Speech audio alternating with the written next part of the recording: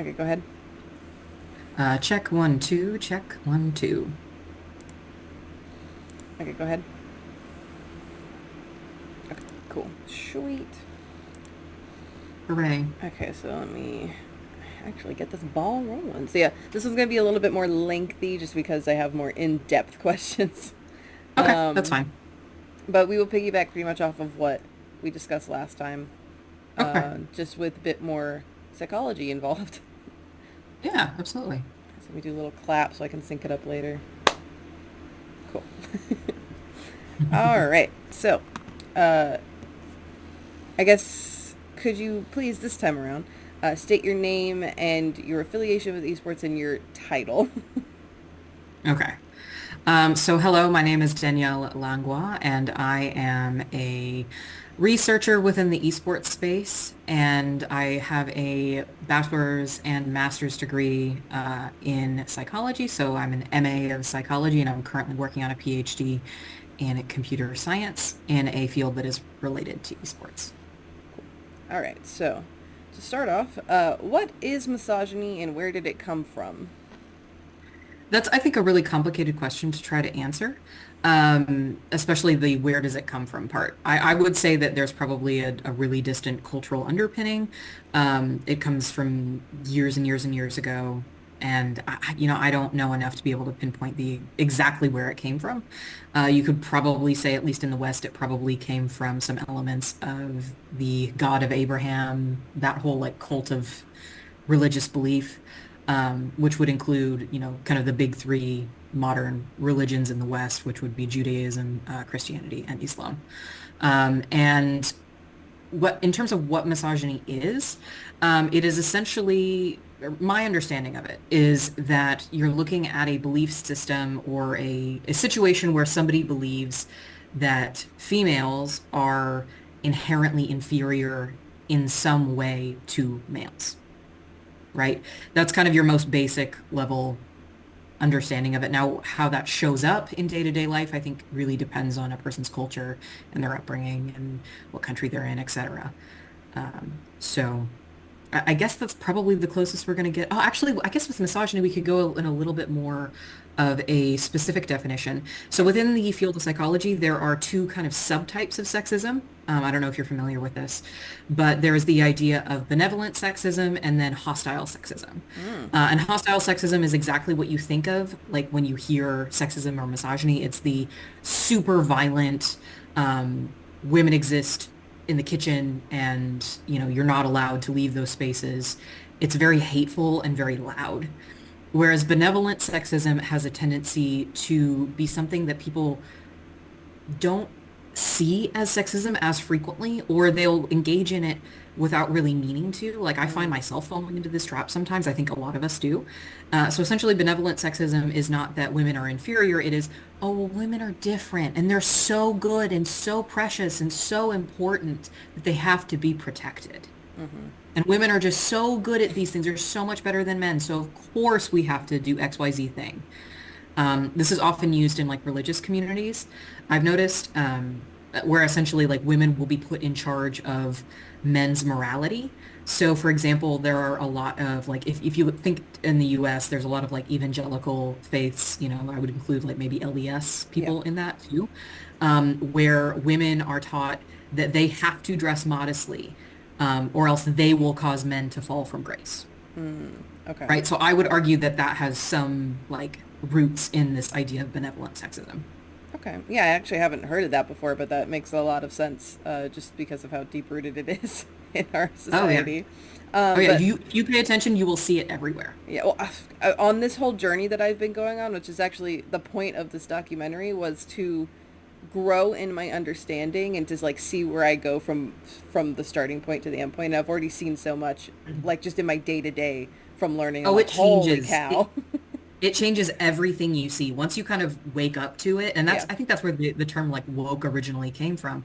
But it was this whole idea of just kind of going, oh, wait, hold on. You're actually looking at your own behaviors as well as the behaviors of others in like a completely different, like in a completely different light, like the why does he do that, which is actually a really famous book. Why does he do that by, I think, Lindy Bancroft, I believe is the name of the author. And it's a book that essentially dives into like abusive behaviors and stuff like within that kind of masculine sphere of like romantic relationships. Okay. I have seen so many quotes through that book. I have not gotten the chance to like read through the whole thing, but it's been on my reading list for a long time because it sounds like just a fascinating text. Yeah, I'll add that as like a source in case or a resource in case anyone wants to like delve a little deeper. Um, Oh yeah. but going off of the previous question of what misogyny is, what does it look like in today's standards? Because we're obviously not like back when it started. We're in a very very different era. But Oh like, yeah. yeah, what does that look like now in today's standards? I think, well, I've given a couple of examples already with like within like evangelical spaces, Hmm. um, which I mean, I would potentially argue that they are a little bit behind in terms of the rest of us. But I think in modern spaces, it can turn into like men doing less housework overall because that's women's work, Hmm. right? Yeah. And so I think that even now, what's incredible about the modern world and today is that men are doing more labor within the household than they ever have before, which is actually amazing. Yeah. However, that workload is still not evenly distributed. I believe, I'm not super sure on the numbers here, but I think that it's close to men are now doing, I think, 25 to 35% of like housework tasks on average. So in some places, people are probably a little bit more equal, Yeah. but in some places they are definitely not. And that may even be a little bit generous. I'm not 100% sure. It's been a while since I've seen an updated statistic.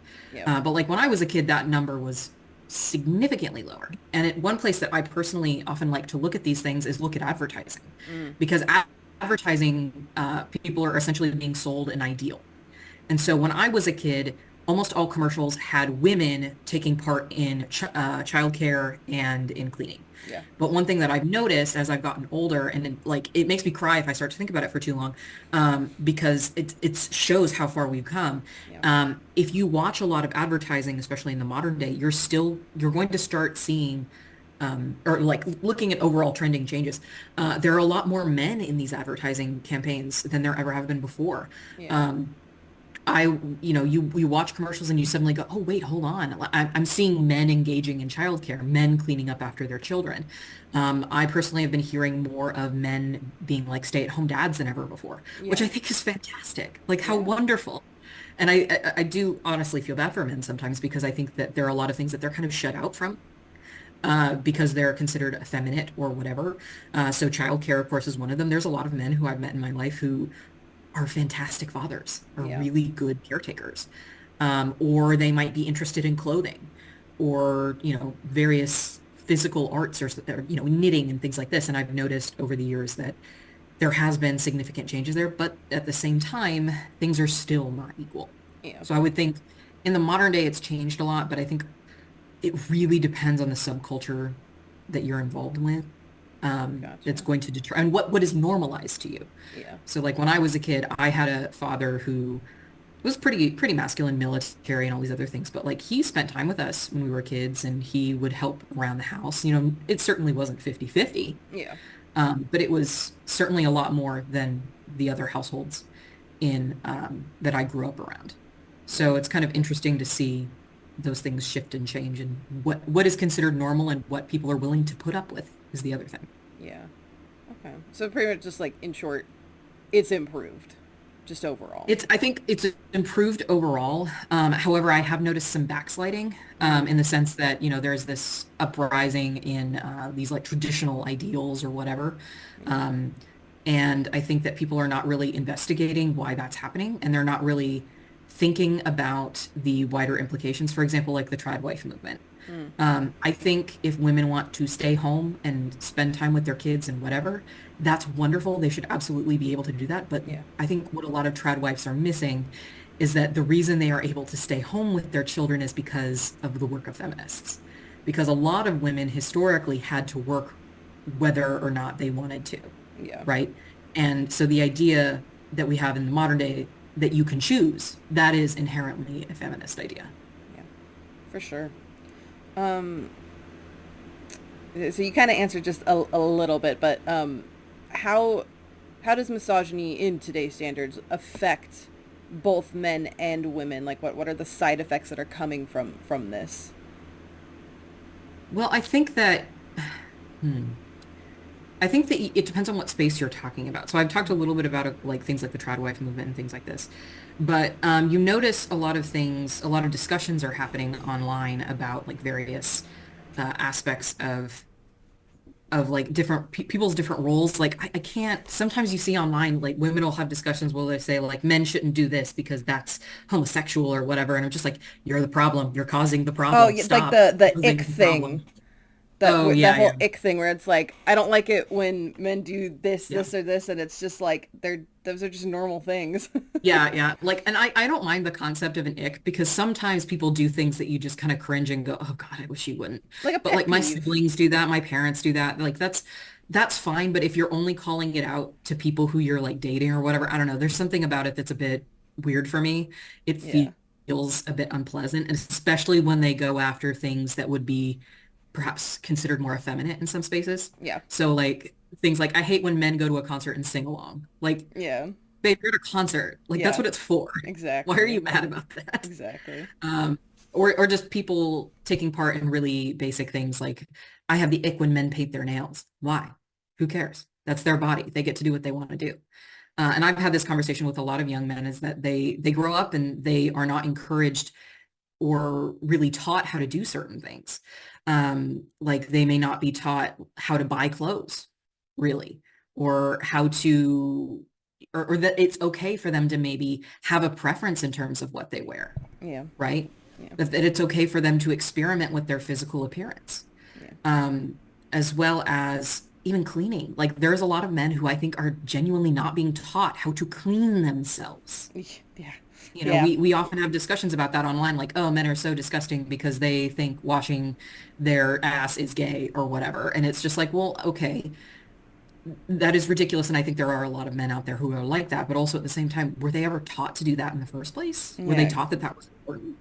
Because Exactly. it seems like a lot of men are not taught about cleanliness, at least in the same way women are, because of course that's an element of misogyny is that Yeah, women have to be as clean as possible because our bodies are inherently unclean, yeah, right? yeah, So I think that it shows up in a lot of really subtle ways, even how you're perceived, right? So I think I mentioned this briefly last time when we were talking, but being a woman who has grown up largely like plus size, I will often be in situations where I am ignored. It's like I don't exist. yeah, And that is because I am a woman, but I am not an acceptable woman, yeah, right? And so you see this a lot in amongst women who maybe do not fit the beauty standard in whatever for whatever reason, right? Like so it's a little bit easier for me than say like somebody who's disabled. yeah, But like, you know, you're still kind of getting ignored because your physical appearance is the most important thing and your physical appearance is not correct. yeah, yeah. And I think that happens a little bit less for men. It can happen for men in some situations, but I think that it's probably more predominant. It's more of a concern amongst women. I will say I have noticed, and I don't know if this is just about how like I perceive it or whatever, but Mhm. like it's almost like the whole the whole saying like treat others the way you want to be treated type thing, where it's Mhm. like Mhm. if you treat someone a certain way, they'll probably treat you that same way back, just like to match the energy, because that's just kind of how people work. Yeah. I wonder if men seeing women in that light of like saying like your physical appearance is like the most important or whatever, and they like put an emphasis on it, that women then do it back, but almost like tenfold. I wonder that too. I've had that exact same thought Because it's where like, I'm not sure. yeah, because it's like they'll sit there and be like, well, you need like bigger this, bigger that, longer, whatever, right? And then women will Yeah, also go back you and do the same thing. But mhm. I Well, and think, it's worth noting that yeah, like eating disorders, for example, are on the rise amongst men. yeah, That is something that is increasingly getting worse for them, and it's just kind of like, where is that coming from? yeah, yeah. I think it's definitely like something that just needs to be addressed overall, because like I said, Mhm. well, the question was like, how does it affect both men and women? It Mhm. honestly just affects everyone It affects negatively. every aspect of life, I think, Yeah. without us even realizing it. Yeah, exactly. And it's just it's an everyone issue. It's not just a women's issue. Mhm. It's an everyone's issue, and everyone needs to see that, and they need to take accountability and responsibility and being a part of fixing it. But Mhm.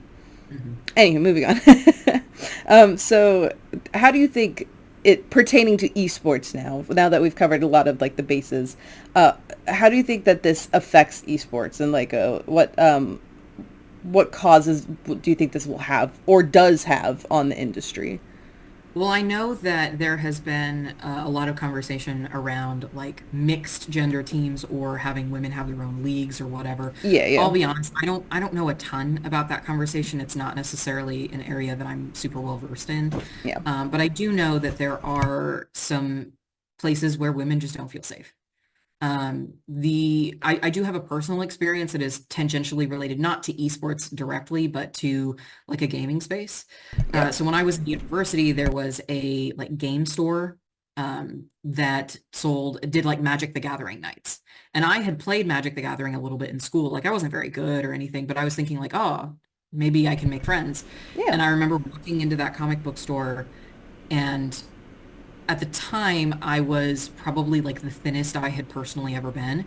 And so I was kind of finally experiencing what the world is like for a person who is maybe a little bit more conventionally attractive. Like I still yeah, have my and you can say whatever you want about that, but like I was in a body that was a little bit more culturally acceptable. yeah. And as a result of that, I walk in and suddenly about a dozen eyes fixated on me and I could just like feel the girl, girl, girl, girl. And I think I was in there for about 5 minutes and then I was so uncomfortable that I left and I never went back. Yeah, I've had that feeling.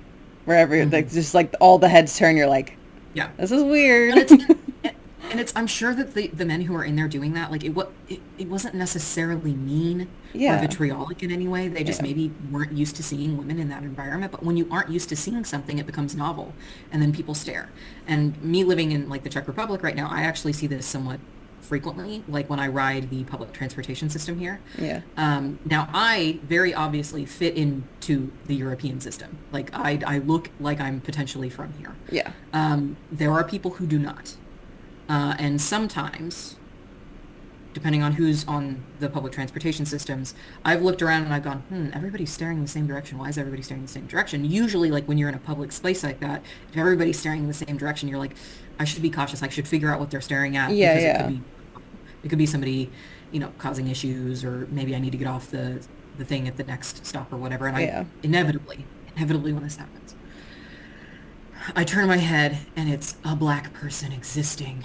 And it's just like, can y'all not?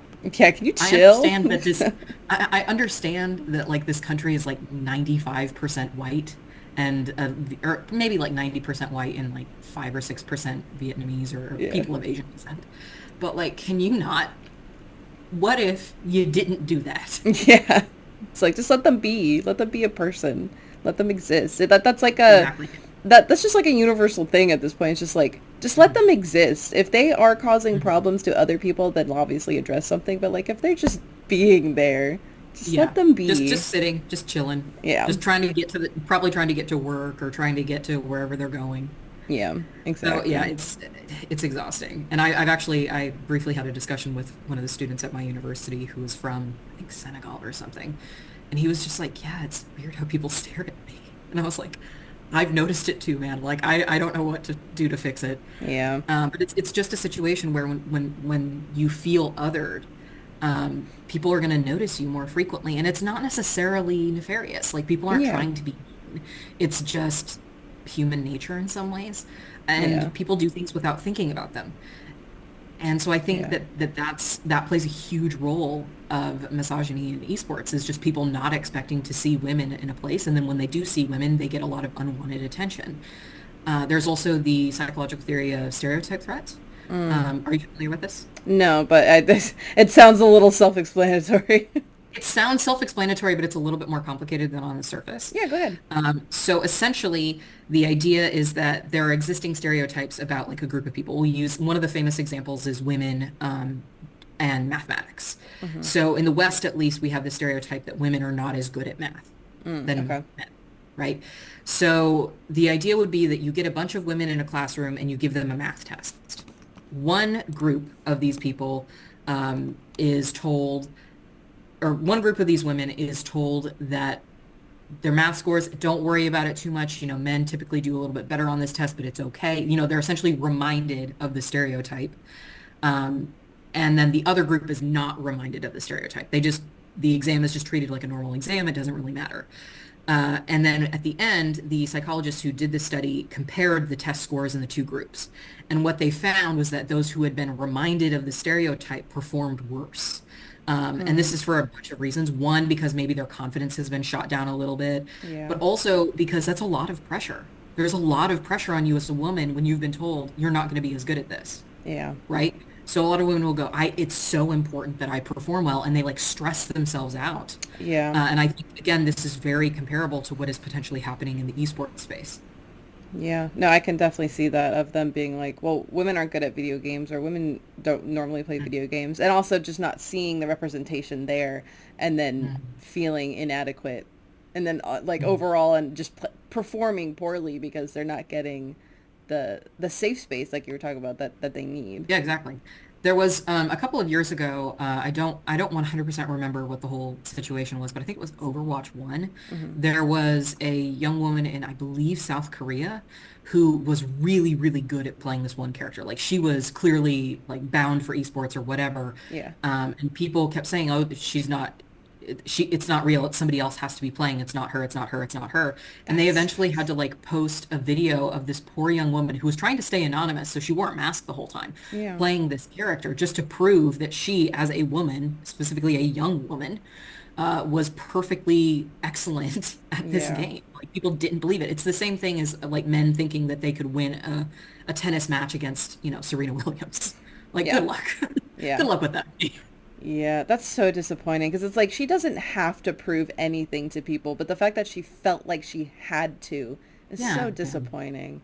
It's really Okay. sad. And I don't know if she ended up sticking around in the esports space because Yeah. after that, I wouldn't blame her for being like, Yeah, no, but like I don't feel flipping them off comfortable on her here. way out. Yeah, yeah, exactly.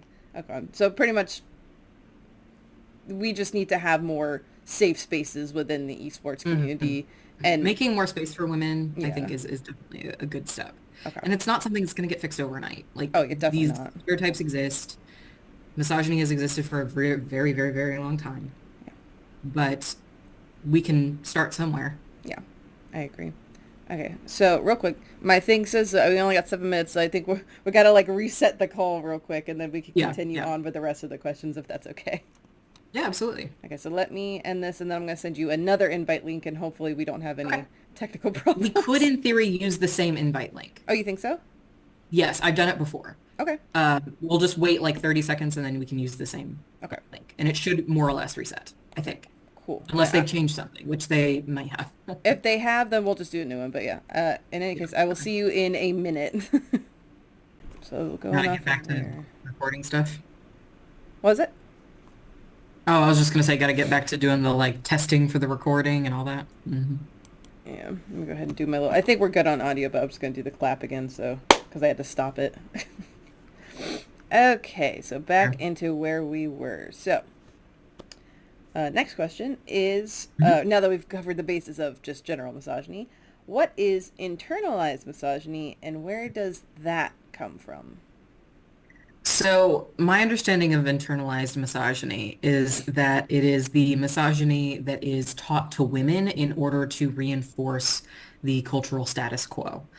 So this is very common. You see a lot of women endure this. And it can be, there are other things that can be internalized too. It's not restricted to just misogyny. Like you can have internalized racism, whatever. Yeah. But essentially it's women being brought up thinking that women are inherently inferior. Um, there's the kind of I'm not like other girls trope that you'll often see Okay. discussed. That's often associated with internalized misogyny because the idea is to be feminine is to be inferior, right? And so that's the my general idea of the under of what internalized misogyny is. I'm trying to remember if there was a second part to that question. Internalized misogyny, where did it come from? Again, I think it's just about people self-policing. If you can get the members of the group who are harmed by something to reinforce that thing, then you've won. It's you're more Yeah. likely to be able to continue that cycle if people are brought up feeling themselves to be inferior for their whole lives, kind of ultimately hating what they are. Yeah. And in some situations, like it's kind of forced and I think can be potentially used somewhat to an advantage. So for example, there's a really famous quote by I think it's Queen Elizabeth I, where she talks about like, oh, um I'm so disadvantaged because of my gender and whatever, or because of my sex or whatever. And it's just really interesting because like she was a queen of a whole country, Yeah, I was gonna one of say. the most famous queens of all time, Yeah. one of the most famous rulers, period, of all time. And she still kind of had to almost play this game of, oh yes, I'm so inferior, despite the fact that she's Queen Elizabeth, Yeah. like She's And like I think in the her case, she potentially used it to her advantage because she was able to essentially be this virgin queen who never married. And so she was never under the thumb of a man, really. yeah. I mean, she kind of was. She couldn't resist it in some ways, but she was able to manipulate a little bit more from behind the scenes. Yeah. I think she And you can almost see a had lot of, to. oh yeah. Yeah. And you can see a lot of like famous historical women will inevitably have some quote about, oh, being a woman is just so hard because we're just not as smart as you. And it really does start to feel like, okay, sister, I get what you're doing. I don't Yeah. love what you're doing, but I get what you're doing. Yeah. It's unfortunate that you have to do it at all.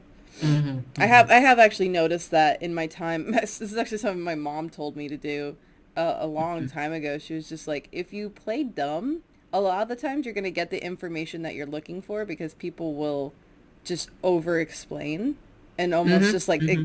let everything out. And I have done that so many times. yeah, and it's insane that first of all that works because it's just like and like people take it so easily because they're like, well, you're a woman. Also, I'm very small. Hmm. I'm 5 foot even. So like, if Oh, people wow. look Yeah. at me and I'm they're sure just that like, happens to you a lot. yeah, and I get mansplained to a lot, Hmm. and I'm just like, guys, I'm not an Women, idiot. women definitely get infantilized a lot. Yeah. And you'll notice that again, like if you want to see a really extreme example of it, you can look at I have a personal interest in like religious groups, especially like extreme religious sects. Yeah, yeah. And so that's something I spend a lot of time learning about. But one of the things that I find really interesting about like extreme evangelicals or like the Duggar woman, whose name I don't remember, is they have a very specific tone of voice that they use, and it's like a baby voice. Yes. And Yeah. it's 100% on purpose. And because I've talked to, or I've come across like a lot of people from like the LDS faith or whatever, and they will literally display and they show you and explain to you, this specific voice that they're supposed to use around, specifically around men, but also just in general, that's usually very much higher pitched than their natural speaking voice. And it's infantile. Yeah. For sure. And I have noticed that a lot where it's just like women almost aside from that because they do that on purpose. There are some women who almost do it on accident because they feel like they Oh have yeah. to do it. I did notice that in like middle school. Like yeah, we were all going through puberty and our voices were changing, but like it was drastic. Like they were doing it on purpose. And I actually I Hmm. am Hmm. at what's the word? Guilty of doing this. Oh yeah, I think a lot of us are. Where it was I didn't do it in school because I've always liked my deep alto voice. I've Hmm. always to me when I was a kid I was like, oh, that sounds so adult. I like it. So but Hmm. my dad, so he wasn't home when I was little because his job took him to the East Coast and I was in the West Coast and he just wasn't Oh, okay. home. But when he did come home, the few times that he did come home, You immediately start talking in baby voice. yeah, Yeah. and like Oh, yeah. there Without was even nothing realizing I it. could Yeah. do. Like my sister and my brother both noticed I was doing it, and they called me out on it, and I was like, "What are you guys talking about?" because I didn't Oh yeah. realize I was doing it. But then once they pointed it out, I realized I was doing it, and it took me such a long time to stop. Like it took me I bet. forever. But yeah, Yeah. it's such a weird thing that why was that There's so so many random ingrained? triggers for it. Yeah. I was also taught, like, do you have like a customer service phone voice? Yes. That's Yeah. that's also kind of a similar thing. Like in my case, I spent most of my life in California and Texas. Hmm. And so when my customer service voice is like Southern accent, very high pitched, very soft spoken, Yeah. you know. Yeah. No, I know exactly what you're talking about. It's the I'm sweet, you can trust me thing. Yeah. Please do what I'd like you to do because I'm just not very clever. Yes. That was so good. Anyway, moving Hey, on. it's how you get what you want. And I mean, like I said, I spent a lot of my time in California, and I would argue that like the Valley Girl, like vocal fry accent that you Hmm. see, I guess famously, oh God, what are their names? The Kardashians, I think, Yeah, yeah, like yeah. are really famous for that really intense vocal fry. And I Yeah. think a lot of that, they're speaking that way probably unintentionally, but I think a lot of it has to do with being effeminate Yeah. or effeminate. Because I have heard men speak with vocal fry, and I never hear other men complain about men speaking with vocal fry. Yeah. It's like that early morning like voice that they hmm do and they're like, "Yeah, I'm so cool." Yeah. I'm But yeah, so tired. exactly. And hmm it's that's such an interesting phenomenon that we're actually now I'm thinking about it where it's just like Oh yeah, why it's super is that subtle. so ingrained? It's like a lot of times we don't realize we're doing it, and then like even if we do realize we're doing it for a reason, and it's Oh more yeah. so because like we're disadvantaged if we don't use it. And it's like, why is hmm it that way? Like it shouldn't have to be hmm that way. But so going off of that is what are some of the damages that both misogyny and internalized misogyny have on just people in general? I know we kind of talked a bit more on the misogyny part already, but I hmm guess we can just go into internalized misogyny here of like what damages does that cause? Well, I think ultimately it damages a person's sense of self-worth, Mm. right? Yeah. Because you ultimately hate the thing that you are, and this is potentially a thing that you can't really change about yourself. If you're born a woman and if you are a cis woman, then you can't really change that. And so if you hate that thing, then you're kind of up a creek with no paddle. There's not much you can do. Yeah. So I think that it just is going to inevitably damage a person's self-worth. It can also cause a lot of damage amongst a person's social worth. Yeah. Because one, if you're super internally misogynistic, then you're maybe not going to be friends with people who are going to emotionally support you because you're potentially around people who are going to value masculinity over anything a woman does ever. And so as a result, you run the risk of almost becoming like, I guess a pick me would be the modern terminology for it. Yeah. But like, throwing your female friends under the bus just because they're female, right? But at the same time, you're probably surrounding yourself with men who are probably not thinking super highly of you. And so they are probably going to drop you the second they can, or the second it is an advantage for them to do so. Yeah. Um, so I think that self-worth, you're maybe not surrounding yourself with the best people if you're really full of self-hatred like that. It's just not a healthy way to live. And you're maybe not making decisions based on the things that you want and the things that you desire. And you are instead making choices based on how you think it looks to other people. Yeah. For Right. sure. Because I was one of those, I think there's a lot of women who go through this. It's a very common thing that happens. Like I had definitely had a I'm not like other girls phase, and it was absolutely full of internalized misogyny. And there were a lot of things that I was interested in that I felt like I couldn't be interested in because I would like lose my status as, not being one of those girls. You know what I mean? Yeah. Yeah. For And it's sure. all perceived. It's all in your head. It doesn't actually mean anything. Yeah. I'd say I personally I definitely have had a very fortunate I guess upbringing where I grew up mainly with just my mom in the house. So hmm she really like I got to see a representation of like a very strong woman. like every I did day. too. I think that that was the thing that kept me sane. Yeah, exactly. Or it's just like you got to see that this person keep going and striving to be better. And like, the only other man in the house was my brother, but he was Yeah. already kind of more effeminate because he only grew up with sisters and a mom. Mhm. And well, and on top of that, so I have autism, and I've also had a bunch of medical history, crazy stuff, right? So I got Mhm. to go through this very interesting journey of like, not necessarily being brought down, because people literally were bringing me up. They were telling me like, you can do this, you have to do Mhm. this, like you can be stronger. And also I guess that's that mental social barrier as well, Oh yeah. of like Yeah. me not understanding anything anyway, because my autism just doesn't Mhm. let me understand the social whatevers.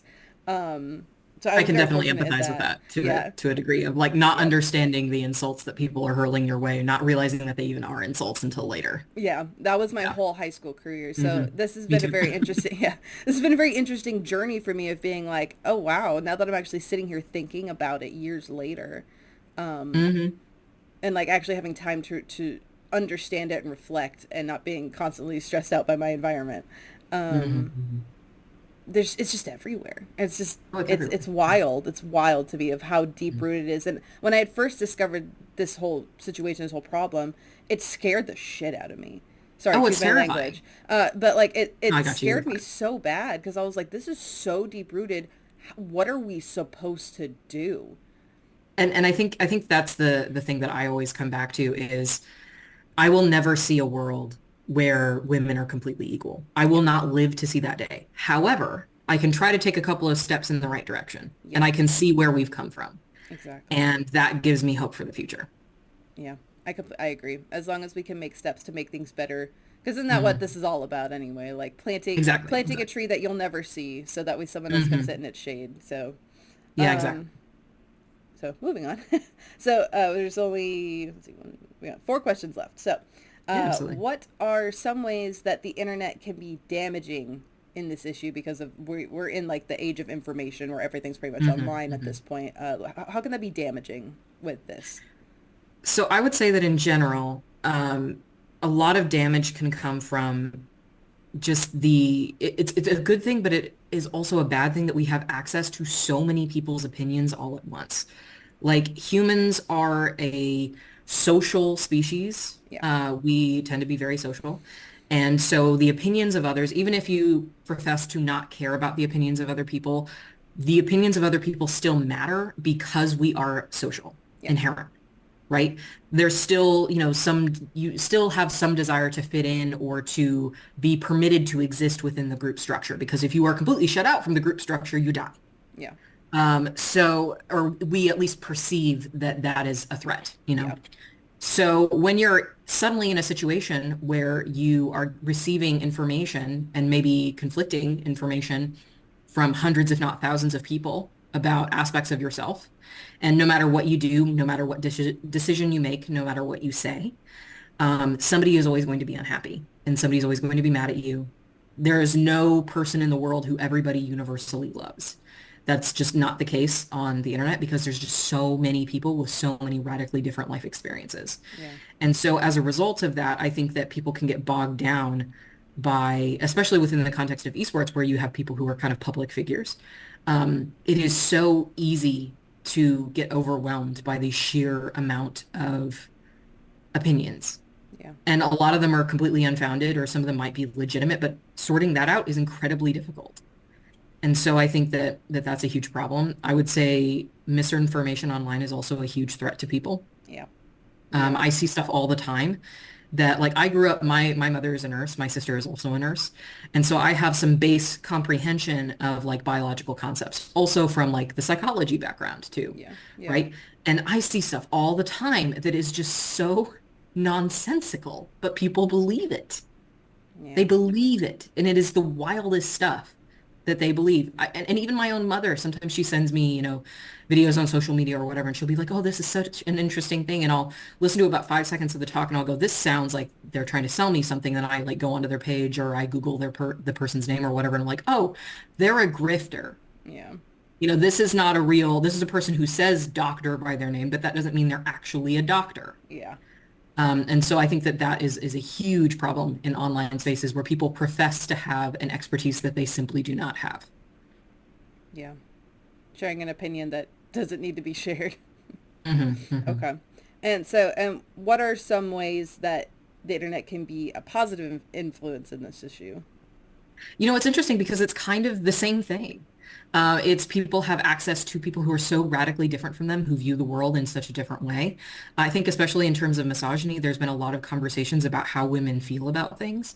Yeah. Because for a long time, it was normal for women to just feel like their experience is like, oh, well, I'm, scared of XYZ thing. And, I think that's just normal. And then to be able to go online and to have people talking about this thing and oh, we're all experiencing the same thing.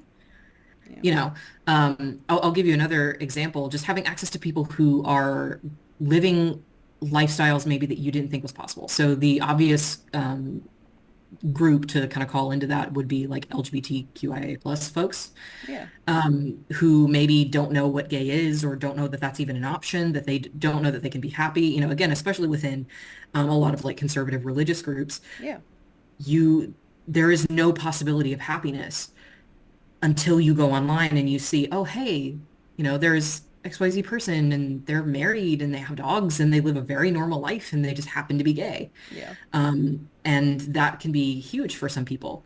In my own life, like when I was a child, I was raised fairly like conservative, somewhat religious, but not like crazy evangelical religious, but Yeah.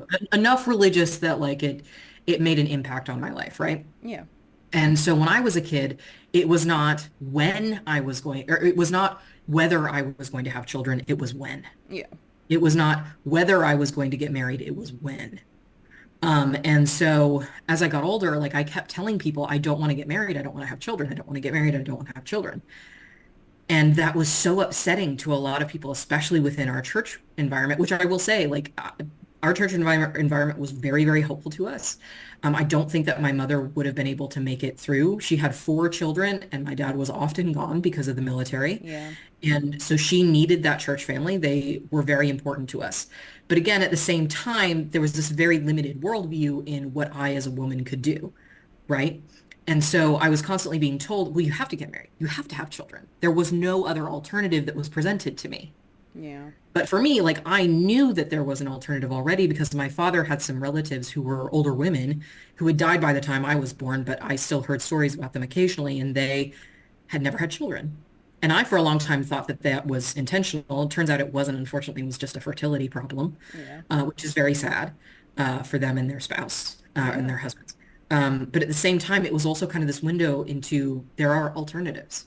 Yeah. And then as I've gotten older and I've seen a lot more women, especially as I've gotten to my 30s and stuff like that, my feelings really haven't changed. I don't really intend to marry. I don't really intend to have children.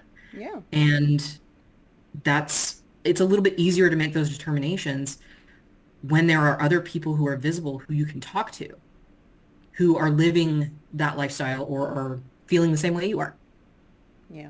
No, I completely agree. It's kind of it's going back to what we said earlier of like having those safe spaces of just having an Mhm. area where you can openly talk about that stuff. Yeah. It's like a Discord group chats and stuff. Like that's where you and Mhm. your Oh, friends are, and absolutely. you can have that camaraderie and that connection online for sure. Well, and the internet Um, has made it a lot harder for like governments to hide the stuff that they're doing that is maybe not ideal. yeah, So true. that I think is also can be bad, but also can be really, really good in some circumstances. Yeah, for sure. I completely agree. Um, so, in terms of the last few questions that we talked about of like internalized misogyny and the internet's positive and negative effects, what are, or sorry, how do you think that these issues and these scenarios pertain to esports, and what are the effects that they have or don't have on the industry as a whole? Given that like esports is very much an online thing. Yeah, yeah. Well, I think it's definitely, I think a lot of people are definitely, it's kind of a microcosm of the whole like wider system. Yeah. So for example, in the context of esports, there's very few women that exist in that world, and that's largely intentional. It's by design because women were pushed out of video games for so long. Even though, we've played video games for a very long time. Yeah. We've always been a significant percentage of the purchasing of the video games overall. Yes. And I think that more women are actually taking part in esports than people realize. It may not be a huge number, it may not be 50, 60%, but it's still a pretty large number, and women are just as competent at, these games and things like that as men are. For the most part, there are maybe, I don't know, maybe some spatial things that men tend to outperform women on, but I'm not 100% sure on the modern numbers for that, Yeah. because that was a long held belief from like the 90s. And I don't know, there's probably been some updated research on that. I'm not 100% sure. Yeah. Um, but I would say like it mostly factors in that women are just not really present in the esports arena as much. There have been some attempts, and I think that we'll have to continue to see more work on this subject. And as maybe even the traditional sporting world sees more interesting things happen with the women's sports. So, for example, there's that quite famous young collegiate basketball player who is a woman. I'm afraid I'm not really Yes. a Yeah. No, I know what you're traditional talking sports about, person, though. but she has become quite famous Yeah. just for playing basketball, and the women's leagues have gotten relatively little attention. Yeah. And it would be really nice if there was greater equality. We also saw that with soccer and place and other sports like this. Like there's slow incursions on people viewing more women's sports.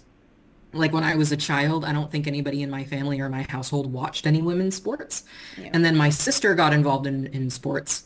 My brothers were also somewhat involved in sports as well. But I noticed that there was kind of this interesting change that happened where my father started watching more women's sports, just seemingly out of nowhere. And it was Yeah. mostly his alma mater. Like he wants to watch them play basketball or them play volleyball or whatever, especially if they're good. If they're really good, he likes to watch them, of Yeah. course, because it's his alma mater. But like stuff like that, that brings viewership.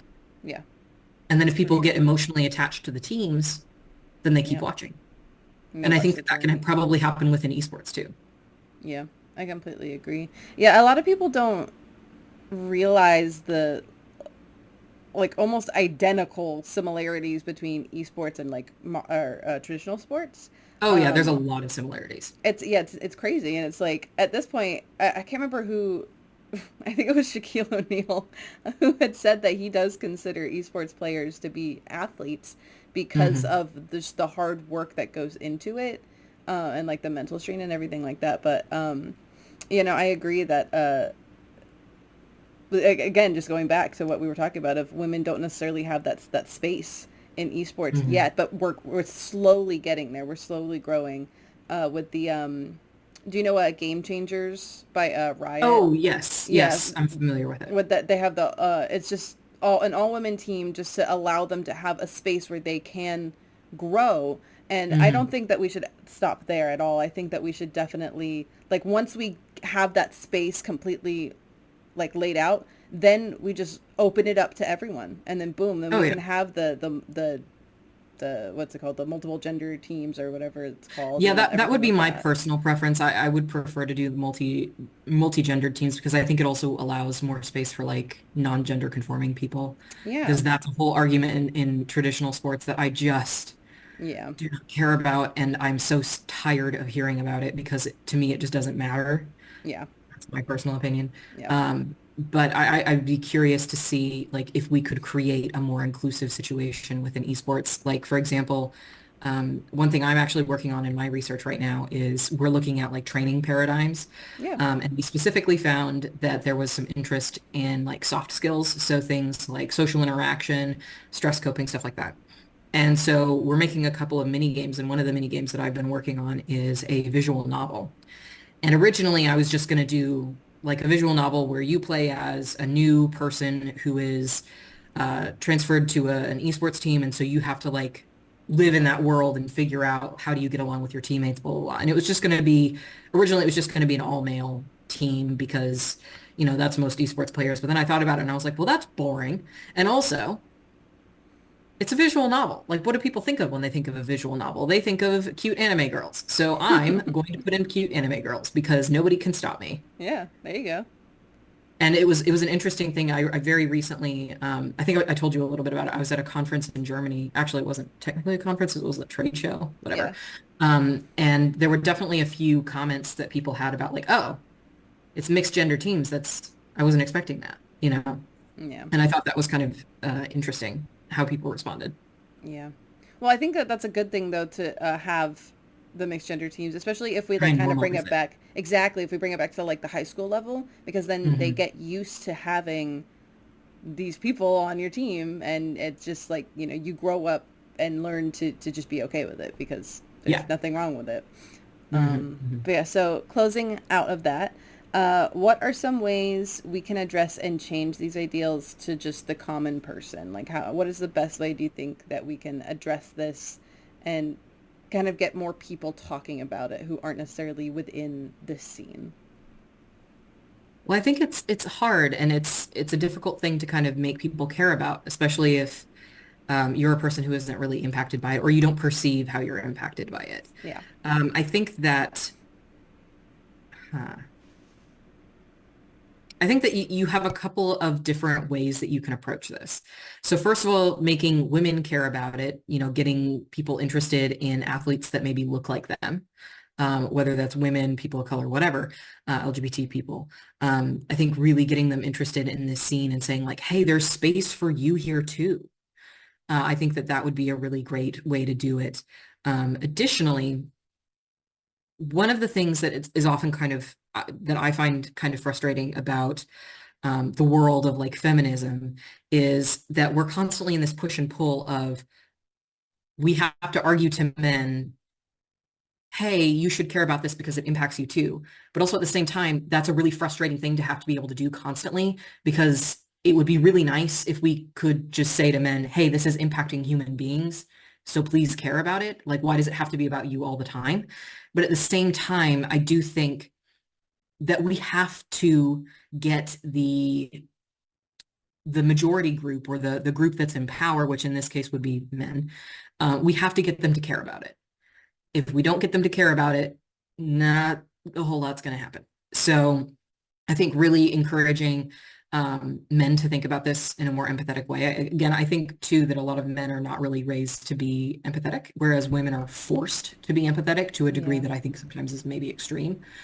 And so really explaining to men like, hey, if you practice talking to women who are maybe your teammates, maybe you will be better at talking to women who you have a romantic interest in. There Just you saying. go. Like, There you go. having practice is good. And also, you're cutting out a whole group of people that you could be friends with and have really interesting conversations and interesting relationships with Yeah. just because of the group you perceive them to belong to. And that's, not great. So I think you kind of have to approach it from multiple directions. As Yeah. frustrating as it sometimes might be, it might be just easier to say, hey, this is a human and you should care about a human. But unfortunately, that's not how our society is set up. Yeah. So you do kind of have to pander a little bit to people, um, even if it's just, hey, here's how you maybe might get better at talking to girls. Yeah, I completely agree. I will say I actually have seen a positive effect of that where my club at school, it's Women and Marginalized Genders in the Esports Club. We had Hmm. an open forum where we we got our one of our professors who had it's like contemporary issues in esports. He was like, you can get extra credit if you come to our open forum, and we Well, had that's like cool. almost like I can't remember how many, but we had a good amount of male esports players there and Hmm. listening to us. And by the end of it, they all were just like, oh my God, because they didn't realize how deep this Oh, was and yeah. like where it goes and how far out it spans. And I started the whole thing by talking about internalized misogyny and misogyny just in general. Hmm. And they were Hmm. like, I got someone who said at the end of it, like, I didn't realize how shitty men were. I was like, yeah, Yeah, I truly think that that's one of the most important things is trying to explain to men what it is like yeah, because they have no frame of reference. They don't understand. yeah, Or they might look at things and go, well, that's you're overblowing it. Because again, we have this situation where women are perceived to be overly emotional. Yeah. And so you can't trust what they say. Yeah. And that is a problem, Yeah. right? And you can even think too, like more recently with the whole, what is it, the bear versus man in a forest Yeah. thing. Yeah. That whole thing has just been a mess. And I think the big problem is that men aren't hearing the whole question and they aren't hearing the why, They're not right? understanding it either, yeah, Yeah. because there's no way that they can. They're Well, not in our shoes. the other thing I've noticed is that they keep adding caveats.